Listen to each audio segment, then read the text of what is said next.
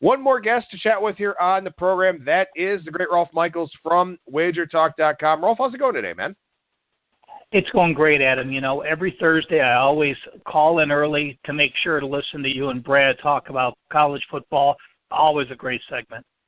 I appreciate that. I think what it is mostly is you just want bragging rights here on your follow-up segment when you disagree with him. That way you can get your opinion out there and win some of those bar bets. You know, I always have an opinion. It's it's part of handicapping. You know, when you're handicapping a game, basically you're giving an opinion. So you have an opinion on everything. You just learn to rank them if it's strong enough to bet or if it's just something you're going to mouth off about.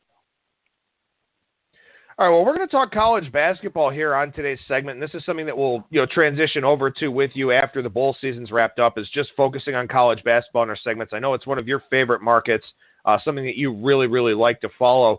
You know, we kind of had some discussions here this morning discussing what we wanted to talk about, figuring out what sorts of things we wanted to use to help out our listeners here. And let's go ahead and start with the up-down that you mentioned. You've got some teams that you've moved around quite a bit from when you released your first set of power ratings. So who are some of those teams that, have been very pleasant surprises here so far? You know, there's a lot. There's college basketball is so much different than college football. You know, you may be able to get a top prospect, and one person can change your program around, and that is the exact case in UNLV. UNLV is one of my top teams this year that has moved up 70 spots in my rankings. They were originally ranked about number 170. They are now up to a top 100 team. And it is just getting a probable one-and-done 7-foot freshman, second year of a program, a little bit of confidence, and all of a sudden you're a team that can win. Now, I actually played against UNLV last night, and we'll talk about this more, but UNLV was in a situation where they got a lot of love. They got off to a 6-0 start, hence the huge move in the power rating up. But last night against Northern Iowa, they went and played their first true road game, which is a big deal. They played incredibly well again, going into overtime in a game that was basically pick 'em and lost. But here's the teams that I have that have moved up the most. Western Kentucky returned no starters. They've got a lot of transfers in. They are up over 8 points on my power ratings, and they are up over 110 spots where I originally had them ranked. So they are the number one surprise team for me at this point, where I had them much lower than they're playing now. And again, you get a one and done, or you get a few transfers that sat out last year, learn the system because they had to redshirt, and now they're playing, and that's the exact case there. The other teams from top to bottom that have moved way up on my charts, Washington State, Portland State. Portland State's incredible. They went through their tournament up in the PK80, dominated against the spread, still undefeated ATS, and they've moved up over 5 points in my power ratings. Missouri, Kansas City, Robert Morris, Tennessee Tech, Rider, UTSA, and again the aforementioned UNLV. So those are the teams right now again that are much better than when the season started. Now, in terms of that list of teams, and it's a very diverse list of teams, you've got some teams that are out there that are more high profile. You've got some teams that are very, very low off the radar, like a Tennessee Tech from the OVC. Have the books adjusted to these teams, or are you still finding value on them? Well, they haven't. The Portland State is still undefeated. Western Kentucky's running great against the spread. So they really haven't. And the reason is, right now we've had so many tournaments. And when you go through this Thanksgiving week, teams are playing 3 games in 3 days. These bookmakers aren't looking at all those situations. They're putting up just plain power ratings. So now we have the adjustment. Some teams are coming off those tournaments. Some teams haven't played for this week. So this is the week right now to take advantage where we still have college football. The NFL is still in full swing. And we're now getting a transition when teams are home from the tournament and playing again. So that's why I want to mention these teams coming into this week. I still think into this upcoming week and perhaps next week, you can still find great value on those teams. And we'll talk about that a little bit more here in a second when we focus on the schedules and how to use that to your advantage here in terms of handicapping. But Obviously, we talk about the other side of the coin here, the less enthusiastic side. The teams that have moved down in your power ratings here so far for a variety of different reasons. Who are those? Now, this surprisingly are a bunch of teams that aren't familiar to most people, and they're probably a little tougher. Perhaps I just misrated them early in the year. You know, when you're talking about the teams that are in Power 5 football conferences or, you know, the mid-major teams, you get a lot of news about those teams. I can read up on them, and I get a better feel for them. So perhaps these 5 teams that have dropped the most, or just perhaps that I had them misrated for not having enough information, but they are Eastern Kentucky, Samford, Santa Clara, Miami of Ohio, and Drexel. And I can tell you right off the bat, 3 of those teams have new head coaches, so perhaps the new head coach had enough talent there that I thought they were going to do better, but changed schemes. You know, Santa Clara now and Miami of Ohio are the 2 that come to mind with the new head coaches. So it could have been I misread them. It could have been that just a new head coach changed schemes so much that the talent they brought back wasn't sufficient to offset the scheme changes. Now, when you say you're making adjustments to your power ratings, I mean, for me, when I was updating my college football power ratings, and I'm going to do a big update with those for Monday's article over at BangTheBook.com, so listeners, please check that out. But, you know, I do it on Sunday. I do it after the games are done. I do it while the NFL is going on. You know, I obviously compare against the close, compare my opener from the previous week against the close, look at how the games actually played out, that type of thing. When are you updating your college basketball power ratings? Do you update it with each game that a team plays? Do you do it once a week? How do you handle that? Well, I do it once a week, but I'm making notes every day because as you're learning of the team, or, you know, as I go in to do today's reading for tonight's games, you know, you're going to read that all of a sudden someone was banged up and was injured or is out. So those type of adjustments I make immediately. If it's just a numbers adjustment, I didn't learn anything about the team, then I just make them once a week. So it depends on the situations. I'm not afraid to go in and make a change now. You know, one of the games we're going to talk about, you know, with a best bet, well, you know, we'll preface it here by saying, you know, Baylor lost one of their best players this past game with a broken hand. Well, that type of situation, I'm going to go in to make sure I make the proper adjustment when I'm thinking about it. I know he was the leading rebounder. I know he was number 3 in minutes. I know he was number 3 in points. Although he's not a starter per se, we know in college basketball, starts are less important when you have that important 6th guy off the bench who often plays more than the starters. So when I read something like that, or when I'm researching a game, I make those changes immediately, and usually those changes are more than just the general change.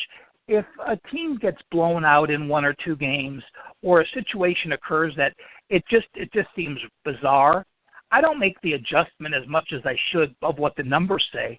I only change them a little bit, because you can always change them a little bit next week.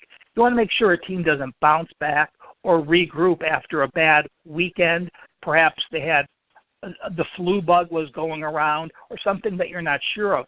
So my increment changes are smaller from the numbers and the results. My increments are much bigger when I know of a situation, a coaching change, an injury, or some dissension among the team. Let me ask you about this. In terms of the immediate adjustments that you make, as you mentioned, you do most of those, you know, would be based on injury or suspension, something like that. When you look at the top scorers in college basketball right now, North Carolina A&T has one, Oklahoma has one, Niagara has one, Marshall, Alabama, UC Santa Barbara, Bucknell, Oakland, New Mexico State, Akron. You know, there's some very well under the radar teams there. And then you've got some bigger, you know, programs like Oklahoma and Alabama. So, you know, we talk about losing a quarterback or something like that in college football, and that adjustment's going to be very, very obvious. In college basketball, what would be the biggest adjustment you'd make to a power rating for one individual player? I would say right now I would probably have Marvin Bagley III of Duke at perhaps around 5 points. Okay, so 5 points would be the biggest adjustment. Yeah, you know, there's perhaps I would say I've probably gone, I might have gone 6 or 7 at some point. I can't remember when, but I remember going into some tournaments where a team lost their point guard, a senior, multi-year, starting point guard, going into the tournaments when you're playing multiple teams in multiple days. That was like a quick on-the-fly adjustment, but that may have been at 7 in such a severe situation. But point guards are usually going to be the most. I mean, Bagley just does everything for Duke. I think he's the best player in college basketball. In my mind, he would be the biggest. And usually that's not the case. Usually the bigger programs have more people, but Duke has been, Duke continues to turn over so many people in the NBA that they really count on those go-to guys. Yeah, no, I mean, it makes sense. And let's sort of, maybe make a relative comparison here. Somebody like a Kevin Hervey down at Texas Arlington, who's been a very, very good player. He's 13th in the country right now in points per game, shooting over 40% from deep, 51% from the floor overall, and he's a 92% free throw shooter. So this is a guy that does a lot of scoring and means a whole lot for this Mavericks team. He's at the upper echelon then, right? He'd be a 4.5, 5-point type adjustment. Yeah, he would be, but I happen to know the Arlington team pretty well. Because they have Eric Neal there, and he's on the floor so much, and his offensive rating is even higher than Hervey's. Arlington has a situation where their 5 guys are pretty set, but they're pretty deep as well. They have 8 or 9 guys that they play. So when a leading scorer is as valuable as he is, it also depends on how deep the team is. If you have a team that's 6 deep and you're losing 1 player, obviously that's a much bigger difference than losing 1 player when you have a team that's 8 or 9 deep, like a Wichita State team. Well, and what I wanted to do there, I wanted to sort of illustrate to our listeners, when some breaking news comes across the wire and you can follow, places like Sports Insights or Don Best or whatever, you're going to get some of that injury information, or, of course, following the local beat writers. It's one of those things where you see that adjustment, and then you see those steam chasers, and maybe sometimes you can get some of an overreaction to those situations. Oh, you can. And the other thing to be very careful on for any novice college basketball handicappers is if you go to some sites, they list a starter out, and they're going to list them for the next 2 months. And let's say you didn't pay any attention to, Davidson, and all of a sudden you're looking and you see a starter out. Well, he may have been listed out the last 6 weeks. You need to go and make sure what games he's played or missed. Now, the favorite situation for me is when you're losing an injury. A lot of times the team can rebound that first game when you're losing a superstar. I'm much more apt to play against the team if they all lost a superstar on their second game, or if they're on the road. Again, a lot of emotion, a lot of kids playing, well, let's play for him. He carried us. And that does happen in college basketball quite a bit. So don't overreact to the first game. Make sure you make those notes. Look at the situations that arise and see if there's better spots to play against them. Not saying they're not going to get beat if they lose their star, but keep it in mind and don't forget to play against it again. I think it's a really good point that you brought up, and we've kind of talked about that a little bit here on shows in the past, or I've at least written about it in the situational articles, that, when you lose a star, it's something that's hard, but that first game, everybody's trying to do a little bit more to make up for it. And based solely on the law of averages, when you've got everybody trying to do a little bit more, collectively they should wind up doing more. That second and that third game, maybe some of that consistency wears off. And let's be honest, there are a lot of really talented players that have played college or pro level, and the reason that they haven't gotten, to the pinnacle of their careers is because they're inconsistent. What makes the best players in the world is that they are consistently the best players in the world. Sometimes you have a guy that shows up, he'll drop 35, he'll shoot 75% in that game, and you'll see that talent. You'll see those flashes. Next game, he has 12 points, and he's 2 for 13 from the field. That's the big difference, is consistency. And that's why when you start going longer and longer without a star player, yeah, a coach can adjust, but also those 3 or 4 guys that picked up the pace for a game or two, you're asking them to do it over a long period of time, and sometimes that just can't happen. excellent point. And just to continue on with that point, a lot of times it doesn't or can't happen because of the amount of minutes played. You know, if I'm a head coach and my superstar goes out and I know I'm going to be without him for a month or 2 months, I want to make sure my team has confidence. So perhaps I'm playing my best 5 players, 34, 35, 36, some crazy amount, 36 minutes in a game, and you're only playing a sub 20 minutes to offset that player. Well, when you start playing 2 games in 3 days or 3 and 7, all of a sudden those minutes have to go back to a realistic expectation. You're going deeper in your bench, and you're finding players that weren't playing now all of a sudden playing important minutes because of a banged-up player in a game, because of someone fouling out. So, again, that's just one game. You can cover one game. When it gets to be multiple games, the weaknesses start to come to the top of. One of the things that we talked about with Kyle Hunter earlier on in the week, and one of the things that we'll focus on a lot here as we go forward, is that you have some teams that have padded their win-loss records by playing nobody. You have some teams that have played remarkably difficult schedules. You got a team like Texas Southern in the SWAC, for example, that we talked about earlier on in the week. They've played the best schedule in the country by a very large margin, and they're a winless team right now.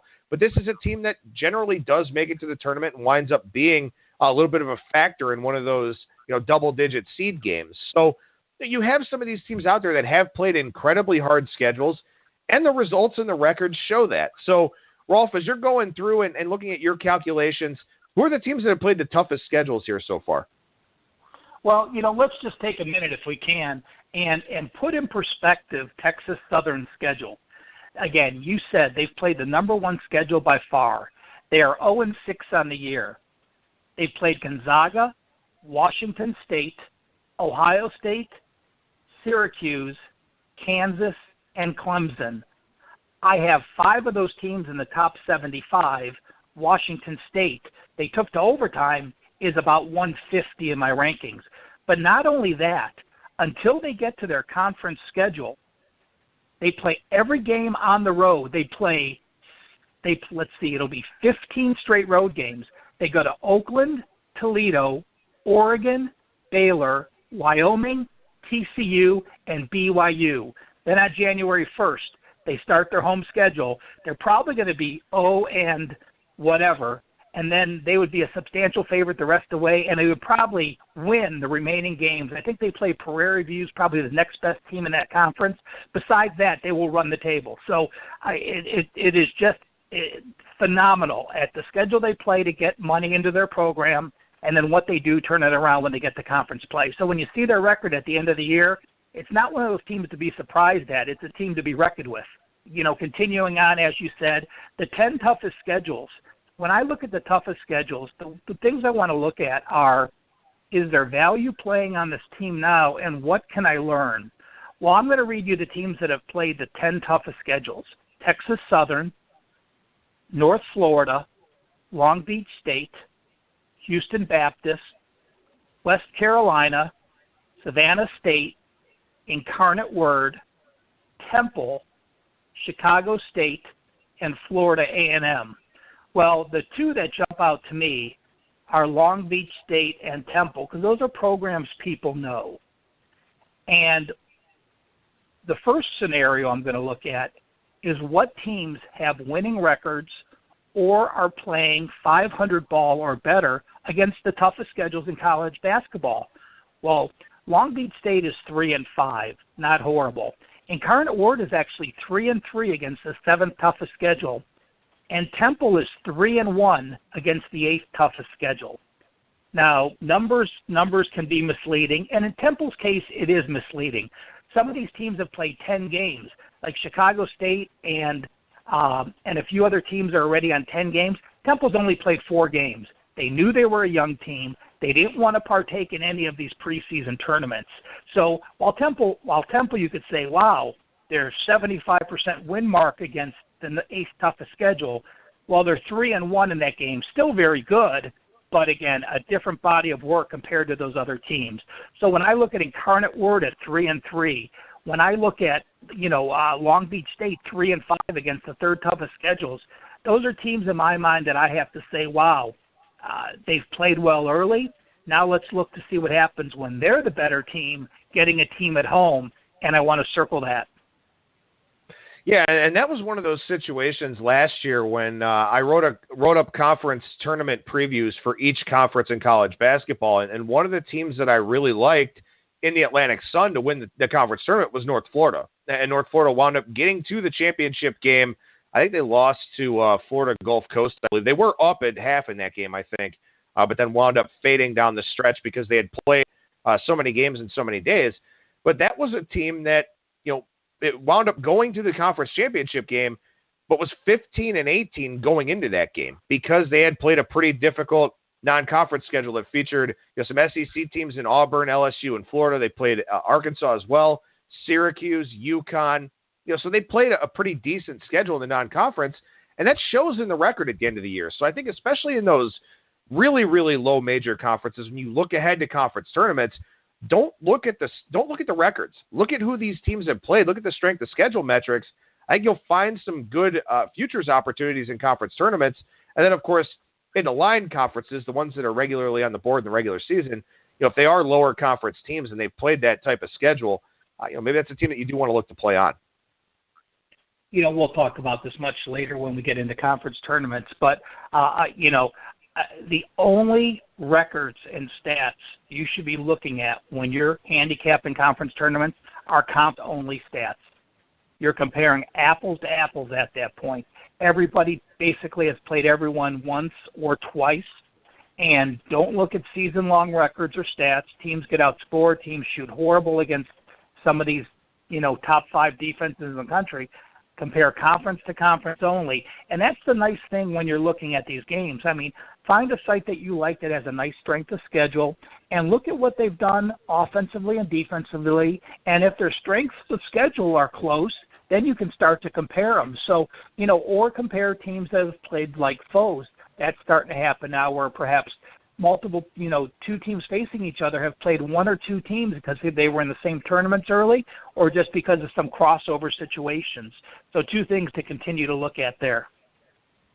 All right, well, once again, obviously we have to look at the other side of the coin here and look at the teams that have played the weakest schedules in the country and see how they've fared with those. So what's that list look like, Rolf? Well, the bottom teams, there's 6 teams that stand out to be by far the weakest schedules. And you would expect them to be the big Power 5 teams that are just playing the patsies to build their record, but it's not that case. It's Mississippi State, who's 5-0, East Carolina, who is now 2-4, Rutgers 6-1, Grand Canyon 4-1, Duquesne 2-2, and Georgetown 5-0.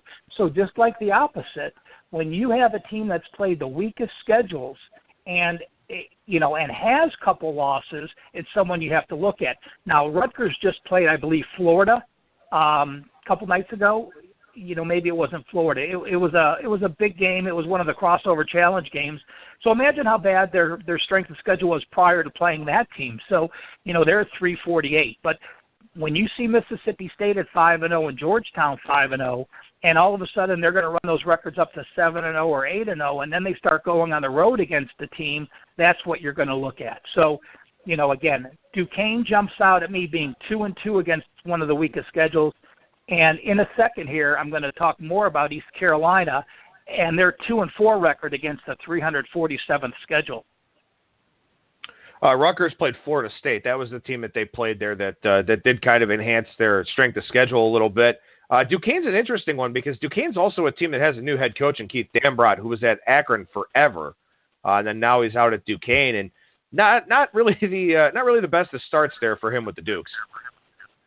Well, no, you have wins against St. Francis, New York, and VMI. Both of those teams are in the bottom 10%.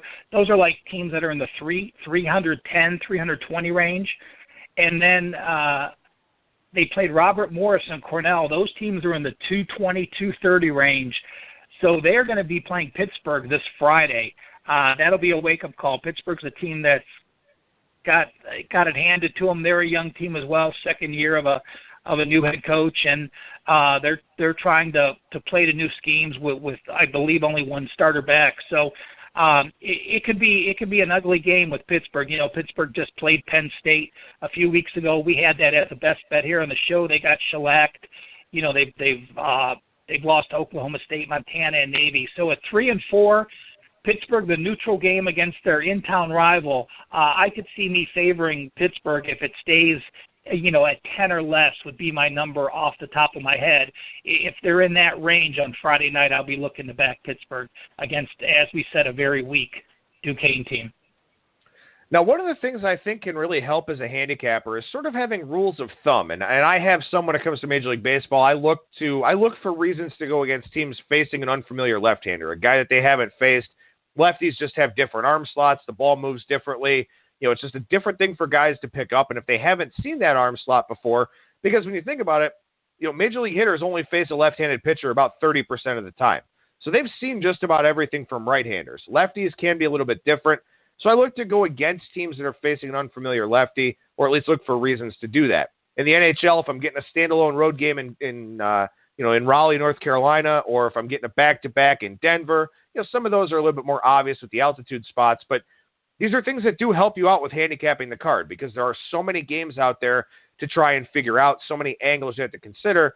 If you have some of these rules of thumb, it helps simplify things a little bit, gives you a little bit more narrower of a focus. So, Rolf, you've got one of those in college basketball when you look at teams that are playing their first true road games. Clearly, it's right now there are still 50-some teams that have not played a true road game.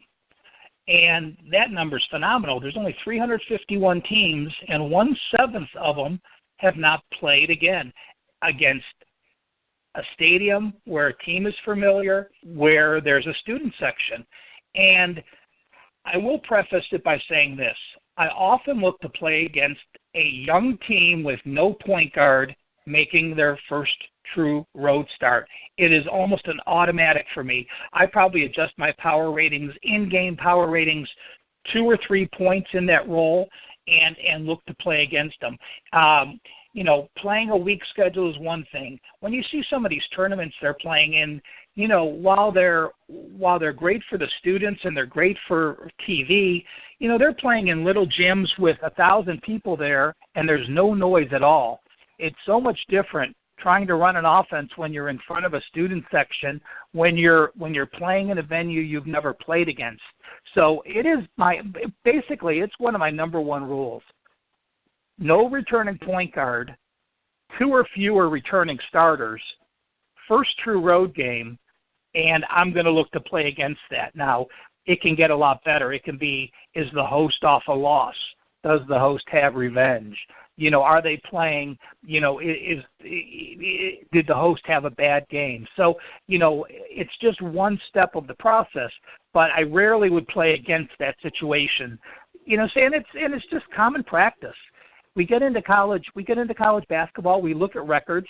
We don't see home and road records like we do in college football or the NFL. You have to go to the expanded standings to see it, but it's well worth doing because home-road dichotomy in college basketball is one of the top things you have to look at because teams play so differently.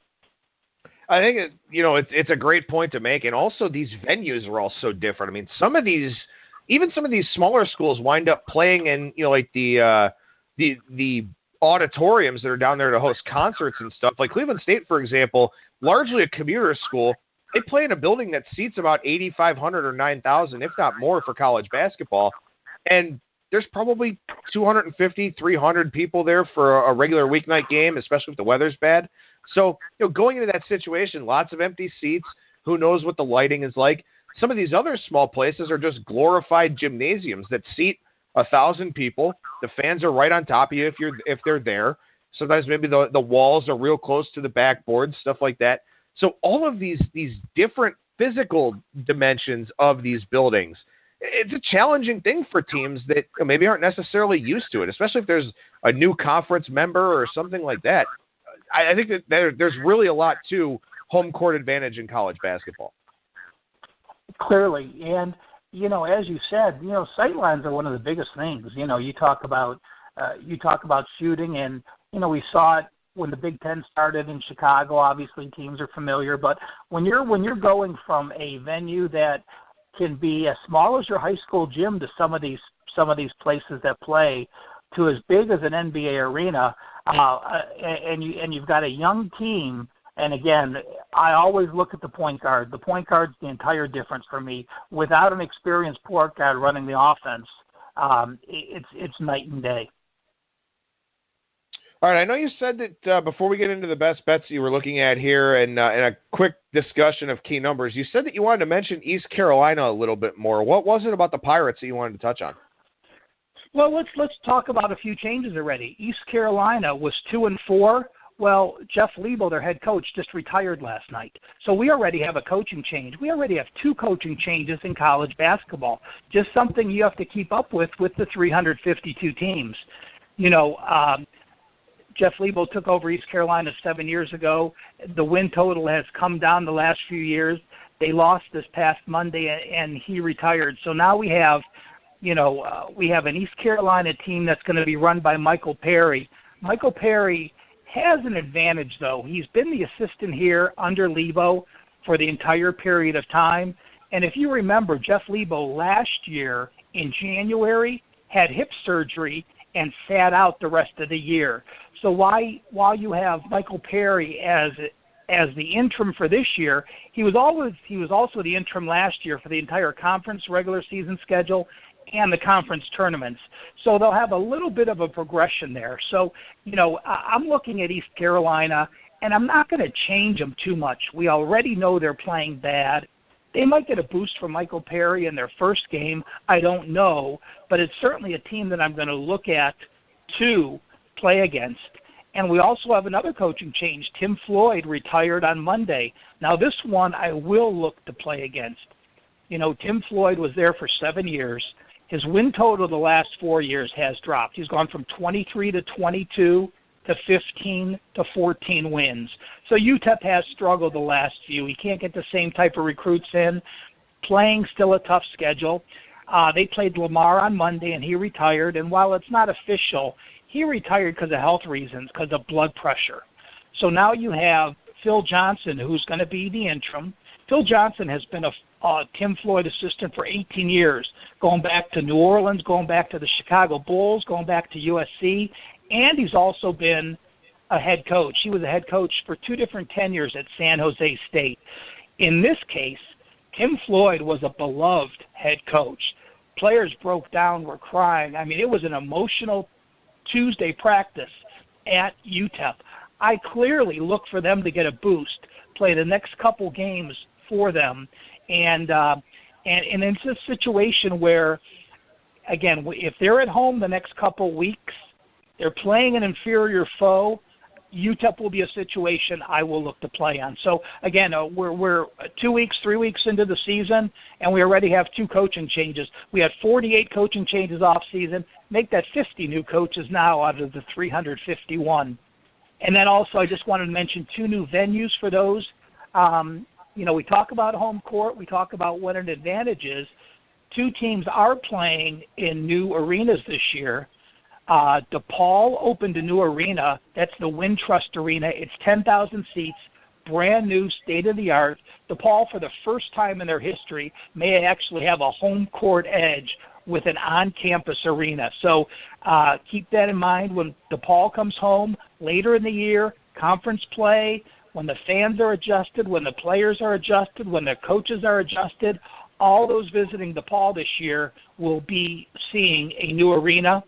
And also in the exact same area, Chicago, Northwestern is renovating their arena. So they are now playing in DePaul's old arena, the All-State Arena. So they are not playing on campus. It's about a 30-minute drive. You won't have the same student sections for Northwestern this year. They're going to bus the students over. You may get a few people from downtown Chicago to stop in and see a game. But now, Northwestern, I wouldn't give them any home court edge until they get at least a handful of games under their belt playing in, again, the All-State Arena, DePaul's old home court. Outstanding stuff there with those 2 points. And we were going to have Alex Nicholas from Minor Rush, the SB Nation home of the UTEP Miners, on Tuesday's show, but then I noticed the Tim Floyd thing, and I said, well, you know what? we'll save you. We'll have you on next week. So hopefully we'll be able to get some more insight there on the Tim Floyd situation and what may happen with the Miners going forward on next Tuesday's show with Alex Nicholas. And I'll let our listeners know on Monday if I do secure him for the show. But I do want to touch real quickly here, Rolf, on key numbers, because we talk about them in the NBA largely being, 2 possession, 3 possession, and then outside of fouling range. Well, one of the biggest frustrations and irritations in college basketball is that it feels like nothing is outside of fouling range. There's nothing worse than having a dog that's plus 13 that fouls when they're up 12, loses by 14. They foul with 10 seconds left. They're not going to score 12 points in 10 seconds, but these kids play everything to the whistle. So are key numbers even a thing in college basketball? No, I don't believe so.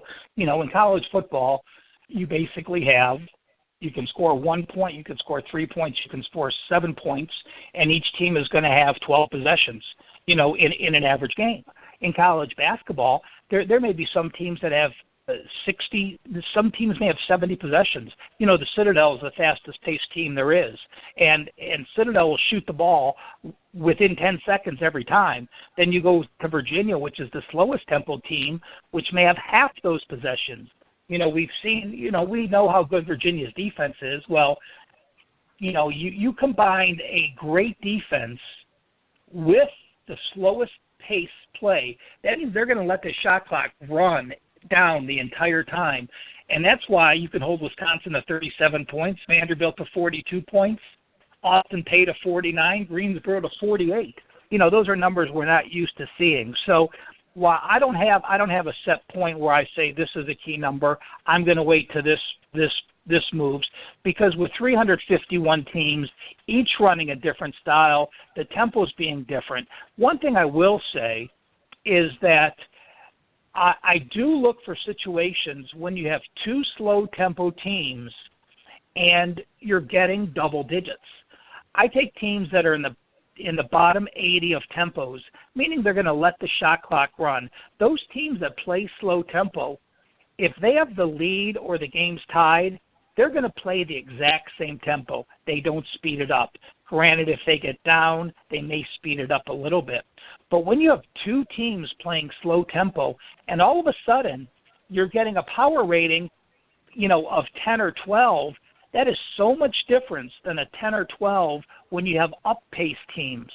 So if you have a total in the 120, 130s, Vegas does the work for you. They put the totals where those are, and you're finding a team that's a double-digit dog with a total that low, and you have you have a team that has a point guard on the opposing team. Those are situations I look at. So they change depending on the tempos of the team and the defensive prowess of the team as well. Well, we can keep expanding on that idea here as we go forward in college basketball, but I do want to make sure that we touch on a couple of games here that you're looking at. One best bet for tonight, one best bet for Saturday night. You mentioned earlier on in the show you had a very, very good call a couple of weeks ago on Penn State. That was one that came in extremely easily against Pittsburgh, and I think the number opened 9.5 or something like that. You said anything under 2 touchdowns you'd be looking to play. So that was a very good handicap there by you. What are you looking at here tonight in this big-time marquee game between Michigan State and Notre Dame? Well, I'm trying to get revenge on Notre Dame. I had Wichita State against them in the Maui tournament, and Notre Dame made a great comeback. I'm just kidding about getting revenge against them. But I like that game number 5-12 tonight, Michigan State -6. They are playing Notre Dame, and it is on ESPN. Michigan State's played a great schedule. They played the number 58 schedule. They played a couple non-conferences and a couple tournaments. Notre Dame's strength of schedule is 174. They played in the Maui tournament. Their only competitor in the top 80 is that Wichita State game, which was the 3rd game in 3 days. So that changes things in my mind. Playing someone on a neutral court with 7 days to prep is one thing. Playing 3 games in 3 days and losing by a point, to me, is still a good loss. But Michigan State's defense is number 3 in the country for me in my adjusted defensive rankings. They've held North Carolina to 25%, held UConn to 35%, held DePaul to 26%, and held Duke to 39.5%. Notre Dame, as I said, has only played 1 team in the top 80. That was Wichita State. And while Notre Dame has played 1 other road game, they played DePaul in DePaul's opener, as I just mentioned, DePaul was opening their new Wintrust Arena. DePaul had never played a game there. Notre Dame had half the fans. So while Notre Dame played a true road game at DePaul, that wasn't a true road game. That was basically both teams playing in the arena for the first time with fans split 50-50. This now is a true road game playing at Michigan State. So I will step in front of Notre Dame. Now, it's not the perfect scenario because they are a very veteran team. They're a top 20 team. I expect them to do great things, but they're playing a foe in Michigan State with just a shutdown defense. So you're going on the road, you're playing a shutdown defense.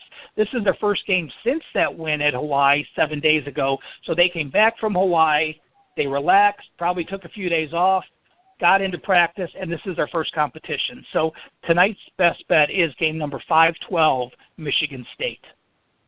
All right, and looking ahead to Saturday, you just mentioned Wichita State. You paid close attention to them in that tournament. You're looking at them here on Saturday and their matchup against Baylor. Which side is it that you like in this one? You know, we're going to back Wichita State in this one. While Wichita State is playing their first true road game, this doesn't fit into that category. Wichita State returned all 5 starters from last year's team. They are my number 1 team. Although they had a loss, I have them power rated as the number 1 team in the country. Not only do they return all 5 starters, you have to look at this year. Well, all 5 of those starters started all 5 of their games. They are very deep. They've had 7 players that made starts this year. They've had 10 players that averaged over 16 minutes. And of those 10 players, every one of them, the returners and the backups, have played between 16 and 24 minutes per game. That means you have the entire board open to you. If you need to play your starters more, you can do so. If you need someone coming off the bench, they are experienced. They also are they spread the ball around. They have 6 players on that team that average between 9.8 and 14.2 points per game. You don't have one shutdown guy. You can't play a box and one to them. It doesn't matter. 6 players almost average the exact same double-digit points between 10 and 14. That's the kind of experience and expanded scoring I want. Now you look at Baylor. Baylor played 2 cupcakes to start the season at 3-0, and now they've faced a few top 40 teams. They had neutral wins against Wisconsin and Creighton, and then they just lost at Xavier. So the loss at Xavier was important. Baylor is a team that basically only plays 6 players. Terry Matson, who is not a starter. So you may see Baylor returns all 5 starters this week again, but Terry Matson was number 1 in rebounding. He was number 3 in minutes. He was number 3 in scoring. He was that 6th man that we talked about earlier that is as important on that team as the scorer.